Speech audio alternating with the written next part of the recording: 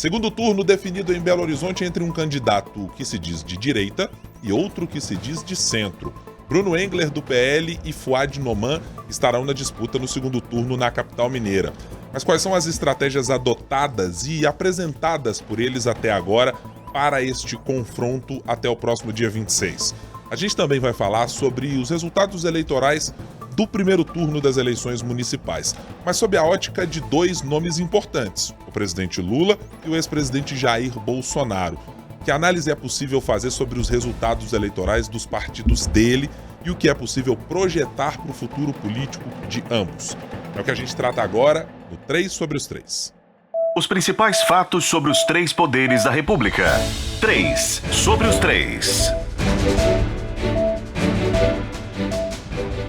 Olá, tudo bem? Eu sou Guilherme Ibrahim, seja muito bem-vindo, bem-vinda ao nosso podcast 3 sobre os 3. Semanalmente estamos aqui com 3 comentaristas de O Tempo para contar a você um pouco do que se passa nos poderes executivo, legislativo, judiciário e como as relações entre eles são imbricadas no dia a dia da política.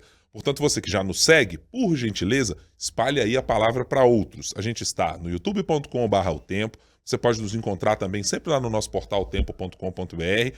Pode fazer isso nas nossas plataformas de áudio e de vídeo e ainda no seu tocador de podcast preferido. Tem aí um que você já acompanha? Só se inscreva no nosso canal para acompanhar todos os conteúdos e as análises que a gente faz aqui uma vez por semana, sempre às quintas-feiras, no finalzinho da tarde, início da noite, a gente já tem conteúdo novo para você. Comigo mais uma vez aqui nesta semana, editora de política de O Tempo, Marina Schettini. Como vai, Marina? Tudo bem? Oi, Guilherme, tô ótimo. Pós-eleição, né? Pós-primeiro turno. A gente fala assim, vai descansar um pouquinho. Nada disso. Vai nada. Na segunda-feira já era eleição de novo, com a apuração ainda na cabeça, olhando o número, partido, quem venceu, quem perdeu, quem ganhou mais prefeitura, quem ganhou menos, o que os líderes políticos acham e muito mais. Então tem muito assunto ainda pra gente tratar aqui também. Francine Ferreira, nossa editora-chefe de O Tempo na Capital Federal. Descansada, Fran? Tudo bem? Tô nada, menino. Como diria no interior, né? Tudo ótimo, pronta aí para essa segunda fase das eleições, né? Dia 27 tá logo ali. Então, bora falar de política.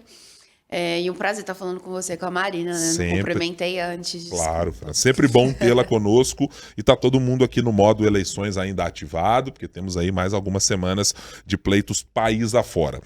Vou começar aqui a nossa conversa sobre o assunto Belo Horizonte, tá? Depois a gente expande para o plano nacional, porque a gente consegue até fazer algumas conexões com a estratégia dos candidatos, com os apoios que eles vão buscar.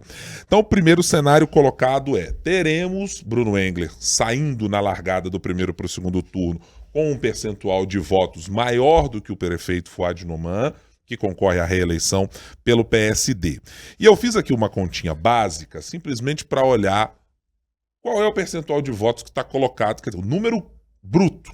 Quantos votos cada um potencialmente já pode olhar de saída para essa conversa. Porque no fim, é isso que eles precisam fazer. Convencer o eleitor que está aí solto, órfão de um candidato para chamar de seu depois da saída do primeiro turno, ou em alguma medida tentando beliscar um eleitor que esteve do lado de lá, ficou no centro, não quis votar numa abstenção de mais de 20%, como tivemos na capital, mantendo um histórico que a gente tem tido, quase 30%, inclusive, por cento em Belo Horizonte, mas é conquista de eleitor. Bom, Marina, olhando pelo primeiro cenário, Bruno Engler, que sai com uma votação, acho que mais expressiva do que se imaginava, né? Portanto, nas análises que nós mesmos fazíamos aqui, talvez tenha tido uma capacidade de drenar o senador Carlos Viana, cujo eleitorado era um pouco coincidente, e talvez um pouco de Mauro Tramonte também, já no primeiro turno, sai com um percentual de votos bem relevante. Mais de 35% dos eleitores da capital escolheram Bruno Engler entre os votos válidos do primeiro turno. A minha conta foi a seguinte. Bom, Mauro Tramonte, do Republicanos, teve 192.991 votos.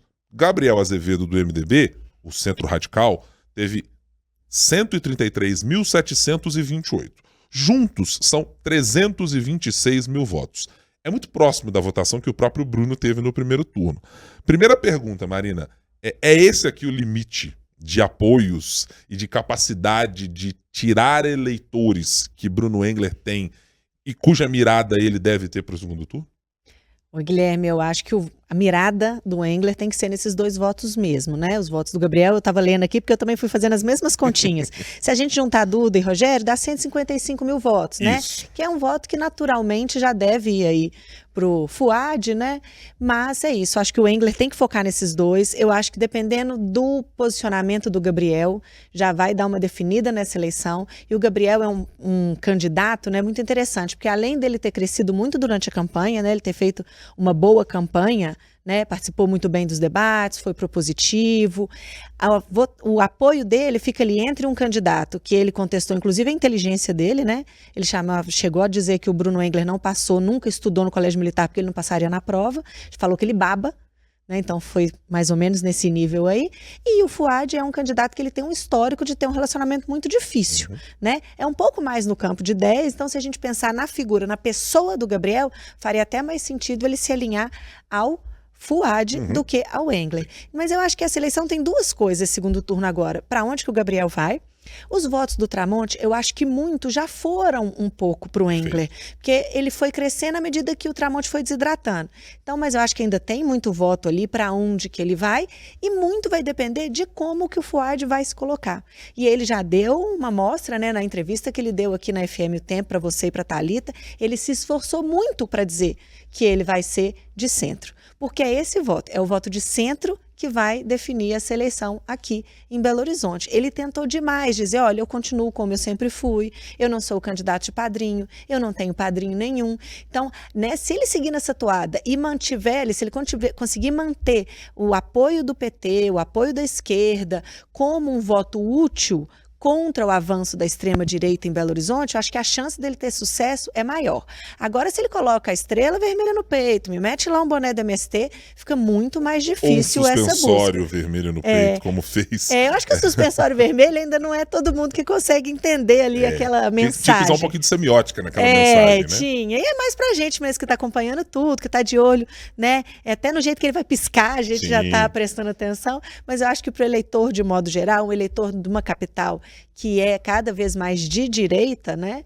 Então, eu acho que se ele conseguir se manter ali como aquele prefeito do centro, que ele sempre foi, na verdade, o que tentaram fazer com ele é puxá-lo ali para a centro-esquerda e, às vezes, até para a esquerda. Mas o Fuad, na verdade, nunca foi essa pessoa, né? Então, se ele conseguir se manter ali nessa posição, acho que ele já tem bastante sucesso. Mas, a depender de como o Gabriel vai se colocar, como ele vai se portar e da maneira como ele vai fazer essa participação nessa candidatura de Engler ou de Fuad, já dá uma definida boa do que vai ser esse segundo turno. Já vou passar a palavra para a Fran, Marina, mas eu não quero deixar de mencionar uma questão. Ela não estava aqui, nem inclusive na minha listinha de coisas preparadas para falar sobre a estratégia Fuad Noman. Mas eu acho que ele tem um exemplo bastante emblemático de como a conversão à esquerda pode acontecer e, para o bem ou para o mal, ela tem custos. E ela se chama Ministro de Minas e Energia Alexandre Silveira. Ele, nas últimas eleições presidenciais, fez a chamada virada à esquerda. É preciso lembrar, Alexandre Silveira nunca foi um candidato de esquerda. Foi uma mega virada. Uma hiper virada, assim. É um negócio que é um mastodonte de mudança ideológica. Porque ele da Arminha pro Hélio. Ele só virou a mão. Ótima analogia, Marina. É exatamente, da Arminha pro Hélio. Ele foi, digamos, um grande capitão do tucanismo aqui em Minas Gerais nos anos de Aécio Neves, não frequentando, ele não foi dos quadros do PSDB, mas era um aliado de primeira hora e tinha um papel estratégico, mais de bastidores, mais do subterrâneo, de participar das costuras que não apareciam muito à frente das câmeras, mas era muito bem quisto nos quadros do PSDB exatamente por essa capacidade. A guinada à esquerda, evidentemente que ela tinha um componente eleitoral de não havia opção para Alexandre Silveira a não se tornar um petista de carteirinha e estrelinha na testa, bonezinho do Lula e tudo mais. Porém, ela mostrou e deu uma sinalização de quanto fazer uma calibragem disso, ela pode ajudar ou ela pode limitar a sua atuação. É o Calil, né? O Calil se colou tanto no Lula em 2022, é o boné do PT, do MST, tudo, né? Abraçou lá, melhores amigos desde muito tempo, não deu certo. E é aquela coisa, Marina, quando você atrai, evidentemente, um apoio político do tamanho do apoio da base petista, que tem militância, tem histórico partidário, tem um presidente da República, tem máquina federal que pode te ajudar, tem ministro que eventualmente pode te ajudar, ela carrega junto consigo uma rejeição. Isso vale, inclusive, para Bruno Engler. À medida que ele se torna um candidato mais alinhado, mais identificado pelo eleitor como um candidato de Bolsonaro, o outro campo também passa a aumentar a rejeição por ele. Então você tem, naturalmente, uma briga de rejeições. Então eu acho que o prefeito olha para o lado e diz, bom, o quanto eu posso utilizar da chave Alexandre Silveira para entender? Eu posso caminhar quanto para a esquerda, quanto para a direita, quanto para o centro, e eu acho que esse é um ajuste muito fino para o prefeito de Belo Horizonte, especialmente pelo eleitor Gabriel Azevedo, que você mencionou, Marina. Porque quando olhamos para os resultados eleitorais de Mauro Tramonte, ele já tinha ali uma drenagem, e me parece muito claro, concordo plenamente com a sua análise de que já claramente houve uma migração de votos de um eleitor que o conhecia, mas não necessariamente o conhecia a ponto de ser um eleitor Mauro Tramontista, né? Parecia uma ligação um pouco mais de ocasião. Olha, lembramos dele, tá ali na campanha, né? De recall eleitoral, né? Não tinha exatamente uma relação tão firme quanto há, por exemplo, do eleitor de Bruno Engler, ou quanto há dos eleitores de esquerda que se identificam com a esquerda e não com candidatos necessariamente. Então eu acho que a grande chave para o prefeito é conseguir encontrar um ajuste fino que o permita não melindrar apoios do centro, porque me parece que naturalmente os votos da esquerda, que já vieram no primeiro turno, vão continuar na mesma toada, porque não é difícil encontrar numa rede social de qualquer um dos parlamentares do centro-esquerda a história de Bruno Engler jamais, né? De fazer uma posição ferrenha, radical, e de dizer, este candidato não pode participar da nosso desejo de uma cidade de 2025. É muito essa narrativa e isso é que é apresentado. Mas eu tenho alguma dificuldade de olhar para o prefeito de Belo Horizonte com uma parte do discurso que ele utilizou até agora. Não sei exatamente se ele traz votos do centro. Ele usou uma figura de linguagem que é a espécie do radicalismo e da direita que não constrói nada, enquanto ele é um candidato de centro. Mas eu não sei o quanto esse discurso dialoga com o eleitor de centro. O eleitor de centro está interessado em quê? A minha hipótese apenas, ela não está baseada em pesquisas necessariamente, ela está aqui. O eleitor do vereador Gabriel Azevedo, ele tem uma preocupação com a cidade, talvez num nível de sentir dores que precisam de respostas mais claras para os problemas do dia a dia. Quando o vereador Gabriel Azevedo utiliza nos debates, ou utilizou aquela história de, olha, eu sei exatamente o que você da loja, que não consegue ampliar a sua fachada, está vivendo. Eu sei o que você, morador da Lagoinha, que gostaria de ter um restaurante aberto do lado, um restaurante popular, uma praça revitalizada, eu sei exatamente o que o senhor está vivendo. E eu não sei se a chave ideológica que o prefeito Fouad Noman está usando, ela garante apenas votos da esquerda, que já naturalmente viriam, e o quanto ele está conseguindo ampliar para um eleitorado de centro. E isso é importantíssimo para ele, porque sem esses votos de centro, me parece haver aqui, matematicamente, como fizemos a conta, Marina, há uma impossibilidade de vencer o segundo turno se não conquistar um apoio no campo em que ele está se colocando. Eu sou de centro, portanto preciso dialogar com o centro. Aí haverá uma separação que eu acho muito delicada no caso de Gabriel Azevedo. O quanto é a palavra Gabriel Azevedo, que é um anti-Fouad, ou quanto o MDB de Gabriel Azevedo topará entrar nessa conversa, e o quanto Gabriel Azevedo toparia colocar compromissos públicos ou exigir compromissos públicos de quem até outro dia era o seu principal adversário político, ou talvez o segundo, talvez Marcelo Aro tenha sido alçado para essa condição. Então eu acho que tem muitas dificuldades de estratégia de organização pro prefeito em comparação com aquelas que Bruno Engler tem como um desafio pela frente. Eu acho que a eleição até agora municipal já mostrou pra gente que a gente não pode cair na pegadinha da nacionalização. O eleitor de prefeito, ele está buscando proposta. Eu acho que esse foi o problema do Mauro Tramonte, inclusive. Ele tinha o recall de anos de TV, mas o eleitor falou, e aí? O que você vai fazer? Cuidar do povo significa o quê? Né? E só o Zap da Saúde não vai dar conta de me explicar como a minha vida pode melhorar. Não dá. O eleitor rejeitou isso, está muito claro, eu acho. Né? Um dos componentes, acho que não foi só isso não, mas foi um dos componentes. A gente pode até falar depois um pouquinho também de Calil, de tudo mais. Mas eu acho que é isso, eu acho que isso que você falou é importantíssimo. O Fouad, ele tem que querer conquistar o eleitor do Gabriel e analisar o que foi o Gabriel na campanha. Propositivo. Então é isso que ele precisa ser. Cair na nacionalização acho que pode ser uma armadilha. É verdade. Fran, venha conosco para esta conversa. Queremos também as suas considerações. O que você tem visto de estratégias apontadas até agora por Fouad Noman e por Bruno Engler e o que elas estão te sinalizando de caminhos? Pois é, isso que a Marina citou de que o eleitor está fugindo da nacionalização é um ponto importante, só que ao mesmo tempo, quando a gente olha quem vai apoiar quem no segundo turno, tudo isso passa pelas conversas dos diretórios nacionais, né, em Brasília. E um ponto importante é que todos esses partidos que estão decidindo agora quem que vão apoiar ou não no segundo turno em BH, também são partidos que estão em papéis importantes agora, fechando alianças para disputa da Câmara dos Deputados em fevereiro do ano que vem. Então, quando a gente pega o PSD de Fuad, por exemplo, a gente tem o Antônio Brito, que ainda está tentando a candidatura dele. Quando olha para o PL de Engler, o PL está aí rifando o apoio dos 99 deputados conforme aquele candidato que vai apoiar as pautas anti-STF, o PL da anistia. Então, nisso aí tem, por exemplo, até mesmo o Hugo Mota, que aí é do Republicanos, buscando esse apoio.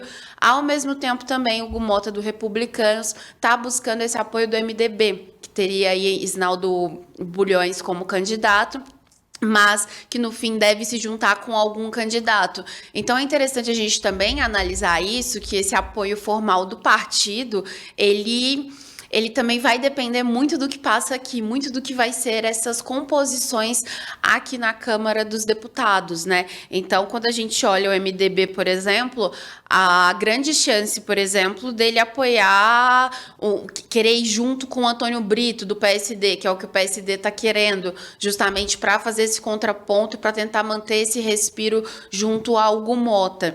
Agora, quando se olha exatamente para esse cenário local, eu acho que aí é muito também do que vocês dois já levantaram a bola, já falaram, é justamente de que vai ter, que talvez quem vai vencer vai ser justamente, ou quem vai conseguir angariar votos, seja de Carlos Viana, seja de Gabriel Azevedo, de Mauro Tramonte, é justamente quem conseguir se colocar um pouco mais de centro, quem conseguir se colocar, como a Marina disse, sobre essa questão propositiva, justamente, porque esses extremos ficou muito bem claro, inclusive se olhar pelo desempenho do PT, olhar pelo desempenho do PL, que foi bom, mas ficou aquém do que queria, tudo isso. Então, todos esses extremos, esses radicais, viraram um segundo plano nesse momento. Então, acho que o momento agora é buscar por isso. Então, talvez Lula nem entre tão fortemente assim na campanha de Fuad. Nessa semana, estavam muito discutindo isso aqui. Padilha já disse que há uma predisposição de Lula, né, de ir até os locais e tudo, mas a análise é muito mais de que é importante pensar se o padrinho político vai atrapalhar ou vai ajudar, né? Tanto é que durante toda a campanha o Bruno Engler tentou se descolar dessa imagem dele mais radical, né? Então, até mesmo a participação de Bolsonaro, a participação de Lula nesse segundo turno vai ser muito medida por isso, né? Mas fato é que aí, pensando num plano nacional também, né? Essa decisão em BH do segundo turno também vai ditar muita coisa lá para 2026, ditar muita coisa ainda aqui também para a presidência da Câmara do ano que vem, porque não só em BH, mas em várias outras cidades, como por exemplo São Paulo, Fortaleza, outras cidades que estão aí com o segundo turno, né? Justamente esse cálculo político também leva essas outras tratativas totalmente partidárias, que aí não leva em conta quem é o Gabriel Azevedo ou quem é Mauro Tramonte, enfim, leva em conta justamente o que esse partido pode prover de votos para a eleição da Câmara em 2025. E Fran, você usou aí no meio da sua fala uma menção a Bruno Engler e a guinada que ele já havia dado mais ao centro, né? E que eu acho que ela, me parece, se eu tivesse que eleger a campanha que adotou a cartilha de objetivo programado, né? Com o objetivo conquistado, me parece que o caso de Bruno Engler no desenho do marketing político, da comunicação política para expandir para um eleitor, foi a cartilha mais bem sucedida. O Bruno Engler, das redes sociais de Bruno Engler, eu mencionei isso aqui no episódio passado, não é o Bruno Engler da cidade de Belo Horizonte. E acho que a discussão na cidade, ele disse isso também aqui na entrevista que nos concedeu aqui na FM O Tempo, ele falou, como é que o senhor conquista esse eleitor, por exemplo, de Gabriel Azevedo? Ele falou, esse eleitor está insatisfeito com a cidade. Eu estou falando com ele. Essa é a chave que ele tem apostado. É quase como se ele dissesse, não precisa olhar para mim como um candidato de Bolsonaro ou conservador se você não for. Mas se você estiver insatisfeito com a cidade, eu sou o candidato que você deve prestar atenção. E eu acho que ela é uma tática muito efetiva para tentar se conectar com o eleitor.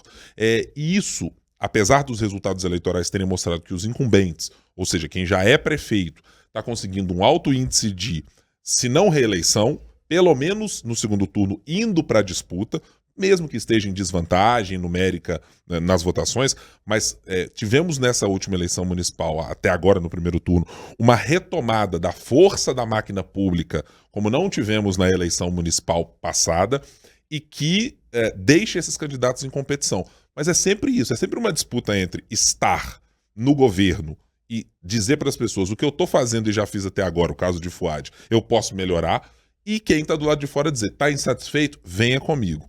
Neste mesmo ponto, Fran, eu estou aqui pegando uma questão que me parece que, taticamente, para Fouad Noman, estivesse eu na posição ou de marqueteiro dele, ou qualquer coisa dessa natureza, para dizer, o caso de Bruno Engler, eu acho que manter a mesma tática e está fazendo o que tem que fazer para conquistar os eleitores que tem. No caso de Fouad Noman, talvez eu adotasse o seguinte, vaidade e ego de lado, mágoas e rusgas de lado, eu fazia exatamente uma matéria, subiu agora há pouquinho no nosso portal, sobre Guilherme Boulos dizer que ia adotar táticas eleitorais, não táticas eleitorais, perdão. Táticas não, né? Táticas a última não, coisa. táticas As não. propostas. Adotaria propostas de Pablo Marçal na sua campanha. Se eu sou prefeito de Belo Horizonte, eu faria acho que a mesma coisa, dizer, gente, eu não preciso gostar de Gabriel Azevedo, ele não precisa gostar de mim, a nossa relação é turbulenta, está dada, temos um problema assim, assim, assim, assado. Mas, eleitor, essa proposta aqui dele da Lagoinha eu gostei. Você quer ver essa proposta? Eu prometo incorporar comigo. Gabriel, quer vir comigo? Não precisa ficar comigo na prefeitura, não. Mas a sua proposta é muito boa a ponto de eu querê-la e querer o seu eleitor comigo. Porque eu acho que é convencimento. Ambos estão mirando para o centro, ou miraram em maior ou menor escala no primeiro turno. E agora precisa dizer para o eleitor assim, amigo, eu tenho algo a mais para te oferecer.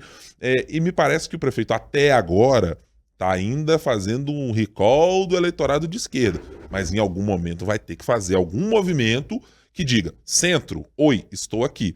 E o próprio Bruno Engler, né, que você poderia imaginar em outras épocas, inclusive nesses mesmos microfones que estamos aqui usando, já diz, eleitor de esquerda eu não quero nunca, não quero mexer com a esquerda, não falo com o eleitor do Lula e coisas dessa natureza.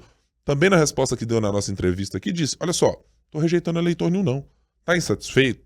Pode ser de outro campo. Nós não estaremos no mesmo campo, mas eu estou a favor da cidade. É quase aquela história assim, não só contra ninguém, só pelo bem do Brasil. Gente, é isso que é dialogar com o eleitor de centro que não votou em você no primeiro turno, né? E esse segundo turno, eu acho que mostra mais isso ainda, né? O segundo turno é hora de você sair daquele eleitor que já é seu, você precisa buscar um outro eleitor. Nas suas continhas ali, você citava a abstenção, né, que foi de 29%, foi mais que o Brasil. São mais de 500 mil eleitores, são 588 mil eleitores, se não me engano. E geralmente, historicamente, o eleitor que não vai votar é um eleitor mais humilde, das faixas de rendas mais baixas. Então, o Fouad precisa olhar também para essas pessoas. Pessoal, vamos votar, preciso da ajuda de vocês, mas sem se colocar muito radicalmente à esquerda, porque na minha visão vai ser um tiro no pé. E inclusive, Marina, faço essa menção que você fez eleitoralmente, ela é muito importante, porque aqui vou fazer uma menção a uma reportagem de um ex-colega nosso aqui de Jornal O Tempo, Gabriel Ronan, que fez ali um desenho das zonas eleitorais com base em dados do TSE e do TRE, evidentemente, mostrando o quanto o Gabriel Azevedo penetrou na região Centro-Sul. Portanto, o prefeito de Belo Horizonte vai ter que dialogar com quem está na região Centro-Sul de um jeito. O Bruno Engler vai ter que dialogar com esse eleitor de um jeito. Agora, esses outros eleitores que a Marina mencionou é outra conversa. Porque qual é a relação que o Poder Executivo constrói para com eles? É assim, eles estão nas periferias, eles estão em outras cidades e não vieram. E acho que aí há um outro componente que não pode fugir dessa conversa. Não tem mais campanha de vereador para você ir nos bairros e fazer mobilização que não seja muito pelas redes sociais, pela volta da propaganda eleitoral. Você vai ter que fazer um convencimento que, por vezes, ele é menos corpo a corpo e de boca a boca, porque o vereador diz, tô com o Fouad, tô com o Bruno, vem comigo.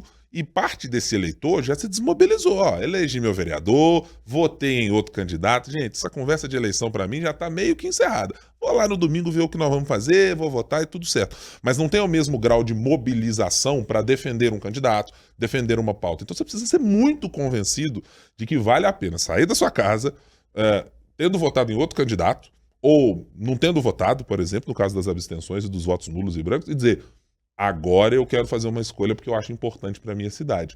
Então vai ter, sim, muito gasto de sola de sapato, vai ter muito investimento em comunicação, vai ter muito impulsionamento de conteúdo em rede social, e foi um gasto muito expressivo que a campanha de Bruno Engler e de Fouad Noman fizeram, porque eles vão ter que achar chaves diferentes para dialogar com o eleitor que talvez eles não saibam exatamente como ele pensa, como ele está desenhado e se eles têm garrafa vazia para vender para esse eleitor. Né? Me parece que é um desafio bem interessante e temos pesquisas eleitorais daqui a pouquinho já para começar a desenhar um pouco desse cenário. Vamos passar aqui para o nosso segundo ponto de conversa e aí eu vou puxar logo a Francine para a gente conversar inicialmente sobre isso. Bom, Fran, você mencionou aí acordos que estão sendo pensados nas eleições municipais para poder garantir, no fim das contas, para o presidente Lula, que ele tenha força política suficiente para ter um Congresso menos bélico, menos anti-governo. Para Jair Bolsonaro, é um cenário de conseguir o máximo de prefeituras possíveis, de vereadores, de apoios partidários, de costuras, para que os interesses dele e do seu grupo sejam, primeiro, representados no Congresso, com as pautas anti-STF, com a anistia a golpistas de 8 de janeiro, um monte de coisa que está lá no meio da conversa. E que também possa fazer com que ele mantenha o seu próprio capital político em alta, considerando que está inelegível, até 2030. Fran, como é que sai no desenho de prefeituras conquistadas, de apoios conquistados, nesse embate que inevitavelmente a gente acabou fazendo entre onde Lula foi bem, onde Bolsonaro foi bem? Pois é, né? E aí eu vou recuperar de novo um comentário da Marina sobre essa diferença, né, das eleições municipais para as eleições nacionais, de que realmente o eleitor ali, na hora que ele vai votar em prefeito, votar em vereador, a coisa mais embaixo, não é aquilo Lula ou Bolsonaro, é muito mais uma questão mais propositiva ou que vai afetar mais a vida dele ali, né? Porque quando a gente pega o retrato das cidades que já definiram, né, no primeiro turno, somente 52 vão para o segundo turno agora, no dia 27, a gente vê que os 4 partidos que mais conseguiram prefeituras e que ao todo somam 3.071 prefeituras, são partidos de centro. Aí está o PSD, o MDB, o PP, União Brasil. Depois, em quinto, aparece o PL com 512. E depois tem mais partidos de centro. Então, tem republicanos, tem PSDB. Então, com isso, vai para 3.780 prefeituras, o que representa quase de 68% das prefeituras do país nas mãos de prefeitos que representam aí esse centro, né? Seja mais centro, um centro mais à direita nesses casos, mas que não deixa de ser um centro. E aí, quando você pega o PT, por exemplo, nesse primeiro turno, ficou lá em 9º lugar, com apenas 248 municípios conquistados. Então, a gente, e olhando esse resultado, fazendo um raio-x agora, e muito levando em conta que só 52 prefeituras vão ser decididas nesse segundo turno, a gente vê, pensando já em 2026, porque o cálculo político sempre é esse, né? Por isso que os deputados federais, os senadores saem daqui de Brasília para focar nas suas bases, porque é o que importa para eles lá em 2026, mostra que o governo Lula vai continuar tendo que fazer esse governo de coalizão, esse governo em que, querendo ou não, vai ter esse toma lá da cá, querendo ou não, vai ter briga de emenda impositiva, enfim, de execução obrigatória, né, que é nesse caso, e vários pontos, porque é o quadro que se desenhou hoje em 2024. Porque quando a gente olha ainda só para PL e PT, no segundo turno só vão se enfrentar em 2 cidades, capitais, né? Que é Cuiabá e Fortaleza, quando a gente olha para capitais, obviamente. E aí a gente vê uma desidratação muito forte do PT, por exemplo, em São Paulo. Então, o PT perdeu em cidades que não se pensaria que iria perder, que é no caso de Araraquara, por exemplo, no caso de São Bernardo do Campo, que é onde o presidente vota. Tem também Guarulhos. E, por outro lado, o que a gente viu também do PL foi um Valdemar da Costa Neto que orquestrou bem essas prefeituras, mas quando a gente, essa conquista, mas ficou muito abaixo do que ele chegou a falar em 1.500, né? O PSD conquistou quantas? 882, então assim, passou longe ali até do PSD, né?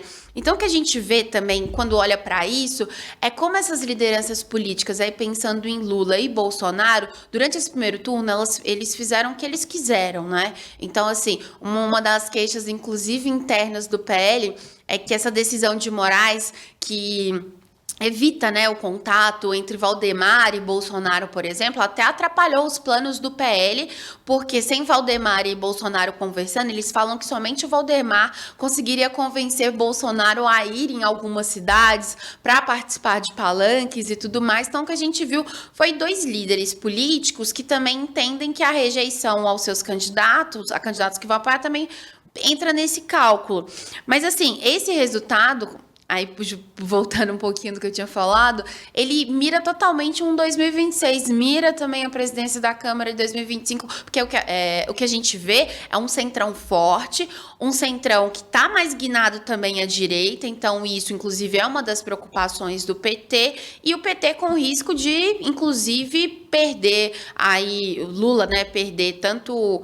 candidatos do PT ou aliados em praças importantes. Aí, por exemplo, a gente pode falar de Belo Horizonte com o Fuad e falar também de São Paulo com Guilherme Boulos. Então, é um cálculo político, inclusive o PT, a conversa interna no PT é de que esse ano foi, então vamos ressuscitar, vamos ver o que vai fazer daqui para frente. Então, realmente, assim, eleições municipais é uma outra conversa, mas isso mostra também que tem um prazo de validade aí para esses líderes políticos, né? Então, Lula, será que ele vai tentar a reeleição em 2026? Bolsonaro, quem que vai ser a pessoa abençoada por ele? O que a gente viu também nas eleições foi que a direita mostrou muito que não está dependente totalmente de Bolsonaro. Outros nomes podem surgir. Aí é o caso do próprio Tarcísio, como também de Pablo Marçal. Então, o que a gente está vendo que essas eleições mostraram também é que tá fazendo um refresh aí, tá tendo mudanças importantes e que vão refletir lá em 2026. E que talvez essa polarização tão enorme do jeito que tá agora,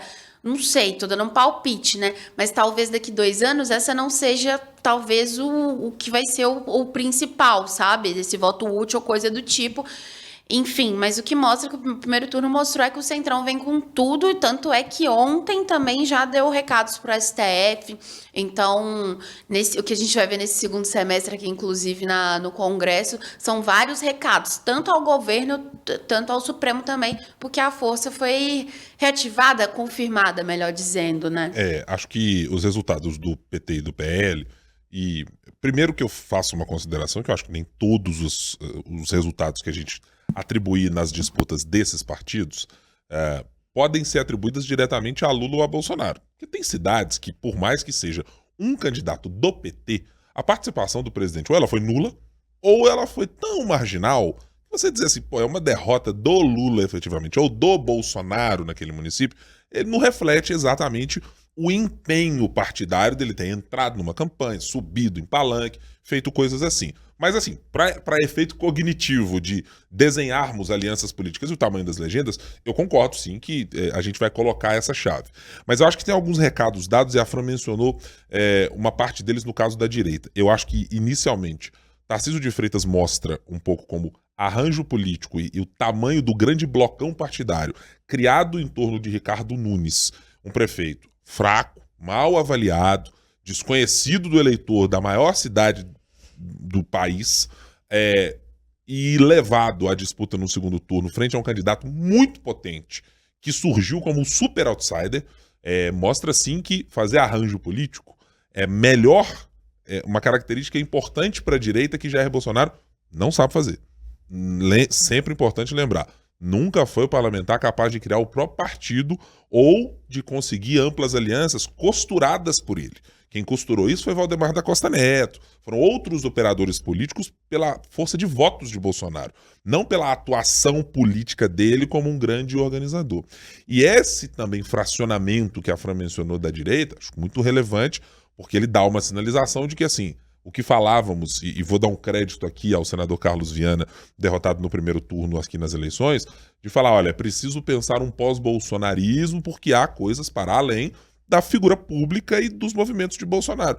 E sempre que o interpretamos como alguém que aglutinou movimentos de ordens diferentes, do agro, da religião protestante, de pautas conservadoras, de coisas de defesa da família, de sexualidade ou coisas assim, a gente sempre percebeu, assim, são pautas que elas não são necessariamente umbilicalmente ligadas para o resto da vida. Há grupos diferentes atuando ali. O agro não tem necessariamente uma discussão ideológica para fazer, está preocupado com algumas outras coisas. E acho que isso ficou demonstrado com o Pablo Marçal, que há algum alguma fissura. No mínimo, alguma fissura de um estilo diferente, que incorpora coisas específicas que podem ser do bolsonarismo, como convencionamos e como vimos desde a ascensão do ex-presidente na política, para outros pontos. Eu acho que no caso do PT, o caso de Belo Horizonte tem um ponto que me chama muita atenção.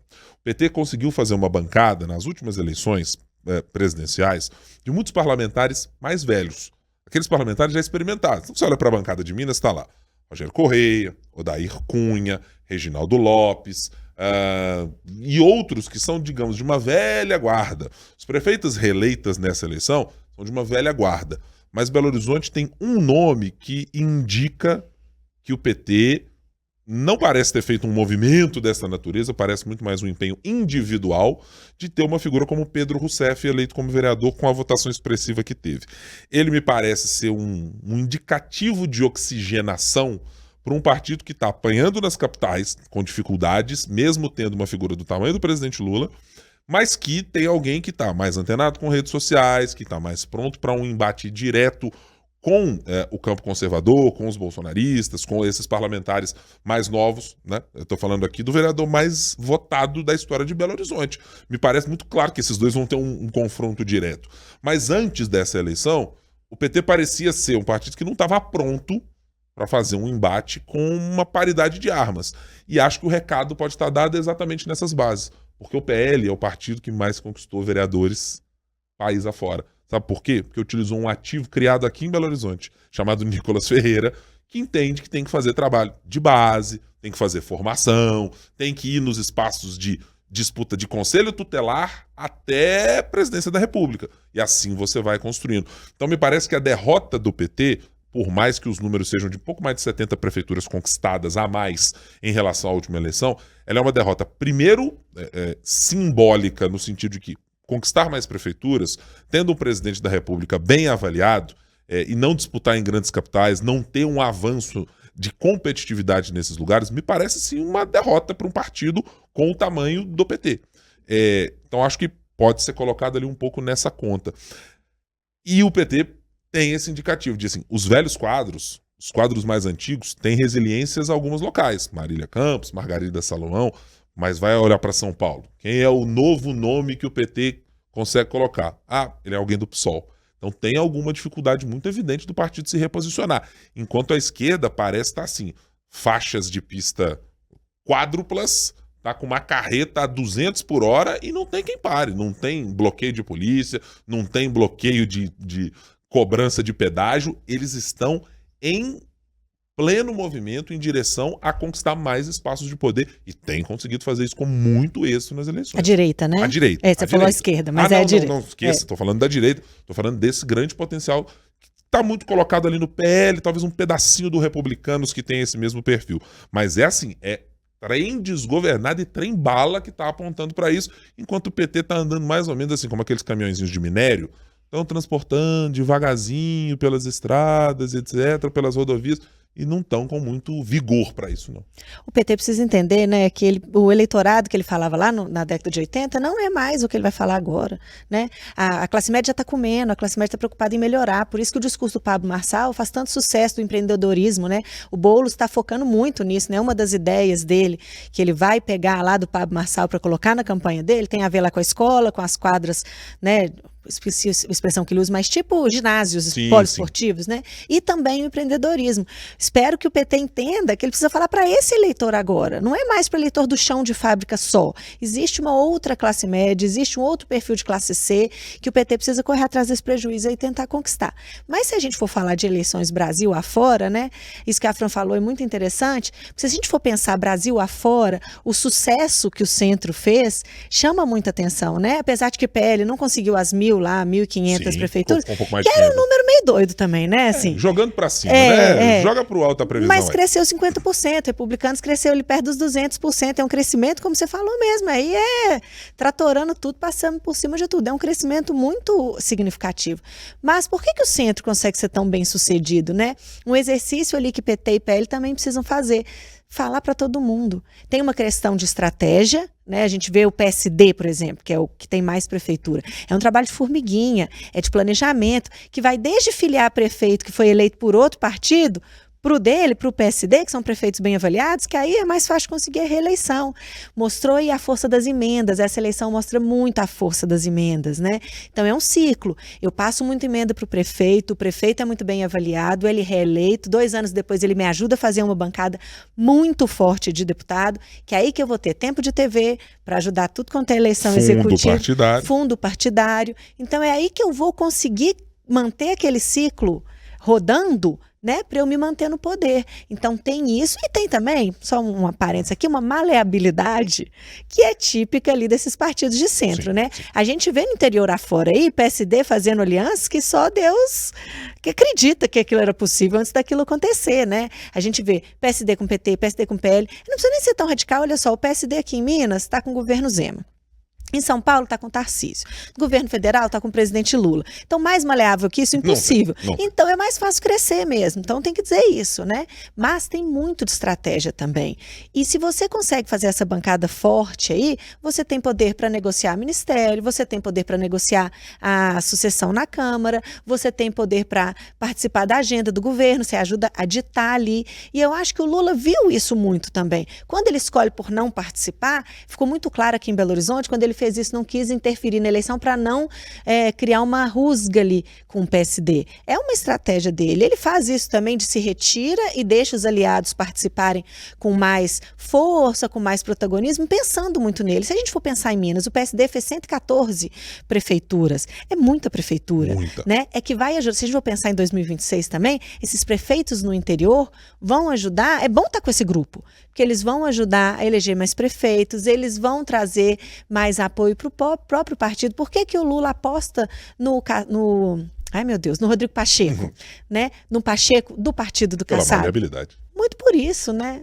Eu acho claramente, Marina, que há também, eu falei de exemplos aqui no caso do PT, claro que o exemplo da direita está bem consolidado, né? A gente olha para os feitos que o deputado federal Nicolas Ferreira tem conseguido e como ele tem sido uma peça para o partido para alavancar candidaturas do Legislativo, né? Contagem em Belo Horizonte, nós tivemos assim, o candidato do Nicolas. Você podia imaginar que a comparação que fosse feita em Belo Horizonte, não, quem foi o candidato do Lula aqui? Foi o Rogério Corrêa. Você está falando de alguém que está ali no Legislativo. Não teve candidato do PT que era o candidato do Lula, né? Então, há um potencial muito evidente.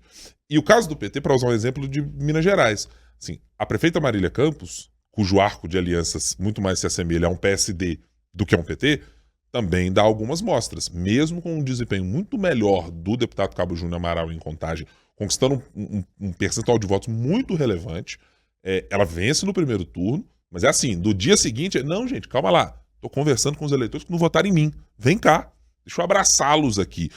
Então acho que tem algumas indicações de que o PT, que muito mais tinha um discurso de PL nos anos 80, 90, até assumir a presidência da República ali na eleição anterior, me parece que para se manter minimamente competitivo, vai ter que caminhar, como se esperava nas coalizões, etc., mais para o centro. Mas não me parece que o PT está dando esse recado para a sua militância nem se preparando nessa mesma toada. Enquanto o PL está muito evidente. Não, a gente não precisa abrir um arco de alianças tão grande, não. Nós temos um caminho no lugar em que estamos e estamos reinando. Pelo contrário, estamos dilapidando partidos que ocupavam esse espaço. É só olhar o desempenho que o PSDB teve em São Paulo, nos vereadores, nos prefeitos e no restante do país. O partido está definhando,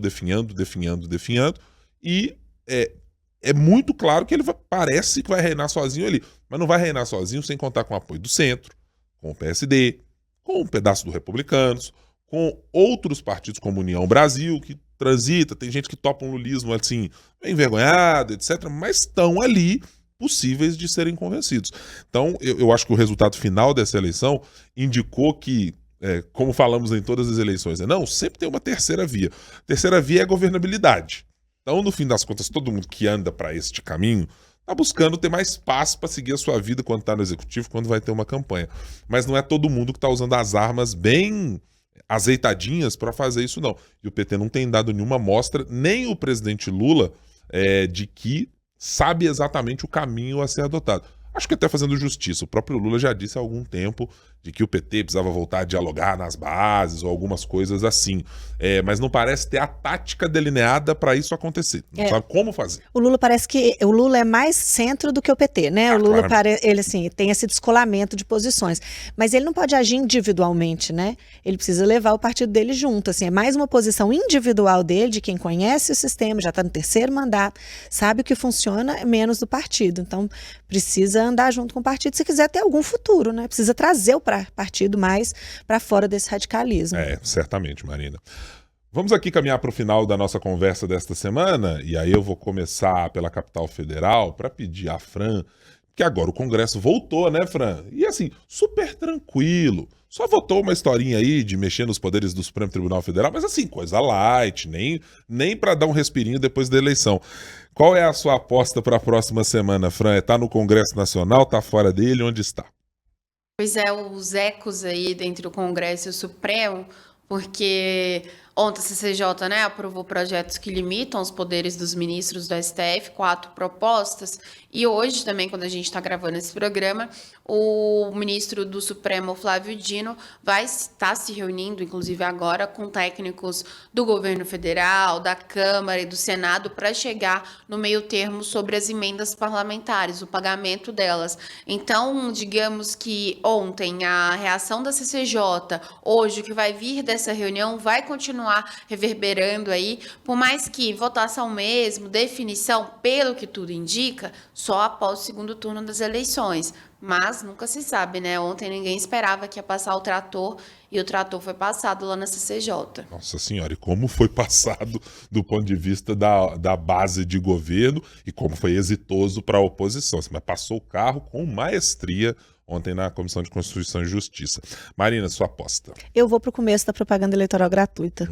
Volta da propaganda eleitoral gratuita. Os dois já tinham os maiores tempos de rádio e TV, né, no primeiro turno, mas agora Fuad e Engler vão estar lá em pé de igualdade, né, todo mundo com o mesmo tempo, e vamos ver como vai ser o teor dessa campanha. A campanha do Fuad foi muito bem feita, né, assim, aquele pessoal lá da década de 90, início dos anos 2000, Vamos ver se eles vão manter isso, se vão se manter ao centro, se vai ter gravação do Lula, por exemplo. O Lula já começou a gravar para os candidatos de 2º turno, vamos ver se ele vai usar ou não. E o Engler também, se ele vai puxar Bolsonaro ou se vai usar mais ali Cleitinho, Nicolas ou nenhum dos dois. Eu estou quase na sua aposta, Marina, mas por um nome que você não mencionou. Governador de Minas Gerais, Romeu Zema. Minha aposta é saber... Where the Diz hell, que ele vai entrar na campanha. Where the hell is Romeu Zema? Porque, bom... Was and is, né? Was and is. Na campanha de Mauro Tramonte, não foi visto. Na campanha de Bruno Engler, será visto. É inegável que o Bruno Engler gostaria de ter algum apoio do governador, ainda mais porque a imagem pública dele não ficou associada com um candidato que foi derrotado no primeiro turno. Então, digamos assim, tá chegando com a roupinha limpa, acabou de tirar do armário para participar do 2º turno das eleições. Mas eu estou bem curioso para saber se o governador vai embarcar de fato num candidato que, bom, ideologicamente eu acho que há muito alinhamento, mas é que tem rusgas aí para somar das eleições de 2022, tem rusgas dentro da Assembleia, tem a relação com o PL, então tem arestas para serem aparadas antes de imaginar que o governador vai dizer assim, topo ir com o Bruno Engler. E o que o PSD vai fazer, né? Que o PSD é a base do Zema, assim, o PSD vai engolir o Zema, entrando na campanha do Engler agora? Essa é uma boa dúvida, viu, Marina? Porque, bom, olhando para as últimas eleições com Alexandre Calil, quando precisou botar o pé no toco para dizer não, botou com firmeza. Tô bem curioso para o que farão nessa O Calil não tinha simpatia de ninguém da bancada, né? Assim, era impossível, inclusive, eles entrarem na campanha do Calil mesmo, de corpo e alma, porque eles detestavam o Calil. Agora vamos ver. Vamos ver. Tô curioso mesmo para ver o que fará Romeu Zema daqui para frente. Ou se não fará nada também, né? Talvez eu diga, não participo dessa conversa não, vou tocar a minha vida por aqui. Ô Fran, semana que vem a gente tá de volta, tá? Contamos com você. Até mais. Até semana que vem. Marina Schettini também, tá? Convocação já previamente feita pra gente tratar dos assuntos da semana que vem. Até. Muito obrigado a você que esteve conosco aqui no 3 sobre os 3. Então, nos siga nas redes sociais, nos siga no youtube.com/otempo, acompanha a nossa programação semanalmente. Tem um episódio de 3 sobre os 3 por aqui. A gente se vê na semana que vem, ó. Tchau, tchau.